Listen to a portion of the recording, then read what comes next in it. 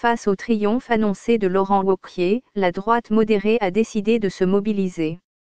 Mardi 5 décembre, Alain Juppé s'est affiché à Bordeaux aux côtés de Maël de Caland, candidat à la présidence du parti Les Républicains, LR, dont le premier tour aura lieu, dimanche 10 décembre. Je ne fais pas campagne dans le cadre de cette élection à la présidence de LR et je n'ai pas d'appel à lancer. Mais à titre personnel, mon choix est fait et je lui apporterai donc mon suffrage, a déclaré le maire de Bordeaux lors d'une conférence de presse commune avec son ancien conseiller, dans un café près de l'hôtel de ville. À la rentrée, l'ancien Premier ministre avait pourtant assuré qu'il ne se mêlerait pas de cette élection. Mais, la campagne droitière de M.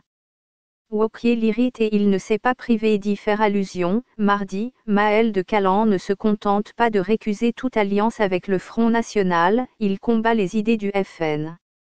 Mercredi, Valérie Pécresse, présidente de la région Île-de-France, devrait, elle, parler quelques minutes aux réunions publiques parisiennes de M. de Caland et de Florence Portelli, troisième candidate. Si ces gestes paraissent logiques pour ces deux personnalités opposées à la ligne de M. Wauquiez, ils ne sont pas anodins.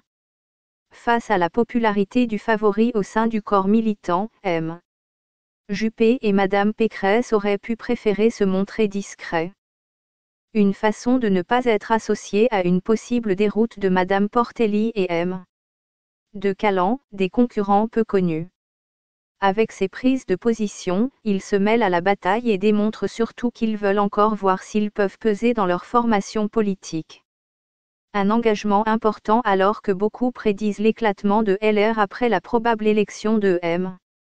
Wauquiez. Je pense que Maël de Caland va montrer qu'il y a une place. C'est aussi l'enjeu de cette élection, a ainsi estimé M.